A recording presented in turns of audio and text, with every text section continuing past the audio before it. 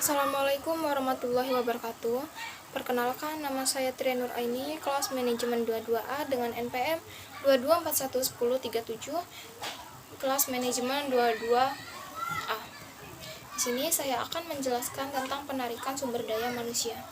Pengertian dari penarikan sumber daya manusia atau rekrutmen adalah proses pencarian dan pemikiran para calon karyawan atau pelamar yang mampu untuk melamar sebagai karyawan. Dalam penarikan sumber daya manusia, kita harus mengetahui kendala-kendala dalam hal tersebut.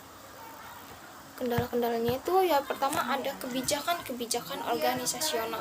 Yang kedua adalah rencana-rencana sumber daya manusia. Yang ketiga adalah kondisi pasar TK. Yang keempat ada kondisi lingkungan eksternal. Yang kelima ada persyaratan-persyaratan jabatan. Yang keenam adalah kebiasaan-kebiasaan pelaksanaan penarikan. Kita akan membahas yang pertama, kebijakan-kebijakan organisasional. Yang pertama, yang A itu ada yang kebijakan promosi, guna untuk memberikan kepada karyawannya yang sekarang kesempatan untuk mengisi lowongan pekerjaan dan dapat meningkatkan moral, partisipasi, dan membantu pemeliharaan karyawan. Yang itu selanjutnya ada kebijakan kompensasi, yaitu besarnya kompensasi yang ditawarkan organisasi akan mempengaruhi minat pekerja untuk mencari pelamar yang serius. Lalu ada kebijakan status karyawan. Penerimaan karyawan dengan status honorer atau musiman atau part-time. Yang selanjutnya ada kebijakan penerimaan tenaga lokal. Perusahaan mempunyai kebijakan untuk menarik tenaga lokal. Tujuannya untuk lebih terikat dalam masyarakat dan menjalin hubungan baik dengan lingkungan masyarakat di sekitar. Lalu yang kedua ada rencana-rencana sumber daya manusia. Adanya perincian persediaan keterampilan, rencana pelatihan dan pengembangan, serta promosi dan transfer, rencana personalia menguraikan pekerjaan-pekerjaan yang mana harus dipenuhi melalui penarikan dan mana yang akan diisi secara internal. Lalu ada membantu proses penarikan karena meringkas kebutuhan-kebutuhan penarikan di waktu yang akan datang. Yang ketiga ada kondisi pasar TK. Dapat menentukan harga TK karena adanya pertemuan kekuatan suplai dengan permintaan perusahaan terkait TK.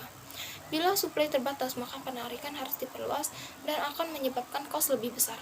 Sebaliknya, apabila suplai TK yang qualified tinggi dalam pasar TK lokal, maka harga TK menjadi rendah.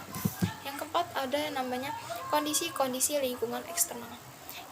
Itu terkait dengan tingkat pengangguran, hukum perburuhan, kondisi dan tingkat pertumbuhan perekonomian, proyek angkatan kerja, kelangkaan TK, penjualan dan perubahan perilaku pesaing. Persaingannya semakin ketat untuk memperebutkan TK yang berkualitas memerlukan program pendidikan yang lebih agresif, dan bila kondisi bisnis menurun, perusahaan harus mengurangi penarikan. Yang kelima ada yang namanya persyaratan jabatan. Kita perlu mempelajari permintaan jabatan dari informasi analisis jabatan dan komentar para manajer. Pengetahuan akan persyaratan jabatan memungkinkan personalia untuk memilih cara terbaik dalam program penarikan dengan batasan yang ada. Misalnya untuk menarik tenaga-tenaga terampil akan lebih sulit dibandingkan tenaga yang kurang terampil. Yang keenam adalah kebiasaan pelaksanaan penarikan. Itu ada keberhasilan pelaksanaan masa lalu akan membentuk kebiasaan, perlu adanya umpan balik positif dan negatif agar tidak hanya menguntungkan diri pada kebiasaan yang telah terbentuk saja. Itulah adalah kendala-kendala dalam penarikan sumber daya manusia. Lalu selanjutnya kita akan membahas terkait dengan saluran-saluran penarikan. Yang pertama ada walk-ins. Walk-ins adalah pelamar datang sendiri ke perusahaan dan kemudian mengisi belangko lamaran yang telah disediakan.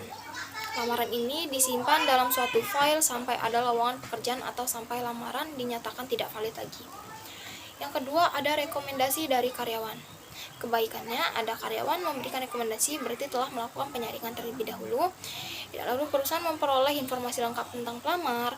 Karyawan cenderung merekomendasikan teman-teman yang mempunyai kebiasaan dan sifat yang hampir sama. Pelamar mengetahui karakteristik organisasi dari karyawan. Permasalahannya dari rekomendasi karyawan itu adanya kecenderungan diskriminasi. Yang ketiga, adanya pengiklanan. Caranya, pengiklanan bisa dipasang pada media yang hanya dibaca oleh kelompok tertentu, misalnya majalah komputer. Lalu, informasi lebih banyak tentang perusahaan, pekerjaan, dan spesifikasi jabatan yang dapat dicakup dalam iklan. Penyaringan diri sebelum mengajukan pelamaran.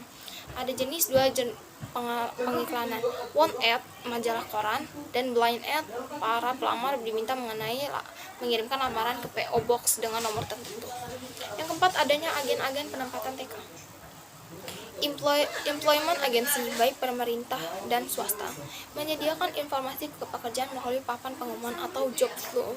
Karyawan penempatan TK di seluruh daerah dikelola oleh masing-masing departemen TK wilayah. Fungsinya sebagai penyalur kebutuhan lowongan pekerjaan dan pencari pekerjaan. Lalu yang kelima adalah lembaga-lembaga pendidikan. Banyaknya perusahaan melakukan usaha-usaha khusus untuk membina dan memelihara kehubungan konstruksi dengan lembaga pendidikan. Yang keenam ada organisasi-organisasi karyawan.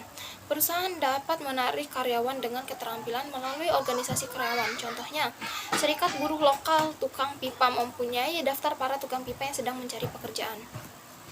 Yang ketujuh ada leasing. Untuk menyesuaikan dengan fluktuasi personalia jangka pendek, maka perusahaan dapat menarik karyawan honorer yang dibayar secara harian atau per jam. Yang kedelapan ada nepotisme. Adanya penarikan anggota keluarga. Kebijakan ini tidak berkaitan dengan penarikan atas dasar kecakapan, tetapi berdasarkan kepentingan dan kesetiaan kepada perusahaan. Yang kesembilan adanya asosiasi-asosiasi profesional.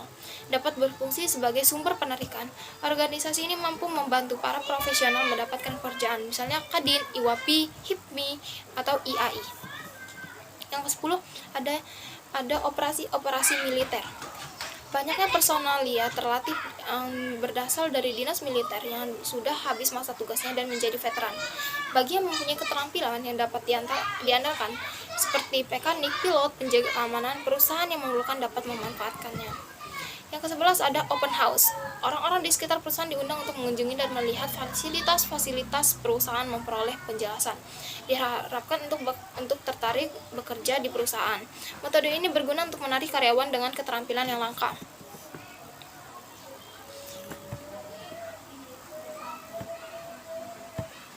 Itulah saluran-saluran dalam penarikan sumber daya manusia. Lalu selanjutnya ada yang namanya evaluasi penarikan. Kriteria yang digunakan untuk proses penarikan, yang pertama, jumlah pelamar. Yang kedua, jumlah usul tentang pelamar yang diajukan untuk diterima. Indikator kualitas para pelamar yang lebih baik. Yang ketiga, ada jumlah penerimaan atau pelamar yang diterima sebagai petunjuk yang lebih jelas. Yang keempat adalah jumlah penempatan karyawan yang berhasil uji program evaluasi program penarikan dengan mempertimbangkan hasil akhirnya, yaitu penempatan yang berhasil. Itu adalah evaluasi penarikan sumber daya manusia. Jadi nggak asal-asalan, kita harus mengetahui dulu jumlah pelamarnya, terus jumlah usulnya, jumlah penerimaan atau pelamar yang diterima. Jadi kita harus membatasi agar tidak terjadinya kebanyakan jumlah pelamar. Karena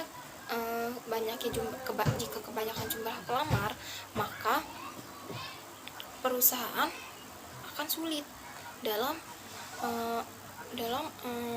mengetesnya. Jadi kita harus membatasi jumlah pelamar agar sesuai juga dengan berapa jumlah pelamar yang akan diterima di perusahaan tersebut. Dan yang terakhir ada yang namanya blanko lamaran pekerjaan. Blanko lamaran pekerjaan itu terdiri atas yang pertama data diri, tentang diri kita sendiri, nama segala macam, tempat tanggal lahir, terus pendidikan dan keterampilan, kita pendidikannya di mana, alumni mana, dan keterampilan apa yang kita lakukan. Terus yang ketiga ada pengalaman kerja. Sebelum kita melamar di sini, kita pernah bekerja di mana, atau kita pernah melakukan jika kita fresh graduate, kita pernah melakukan praktik kerja lapangan di mana.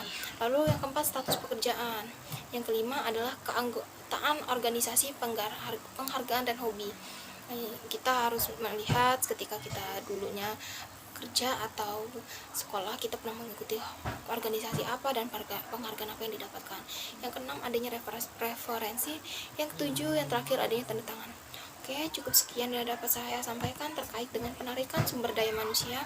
Kurang lebihnya saya mohon maaf. Saya akhiri. Wassalamualaikum warahmatullahi wabarakatuh.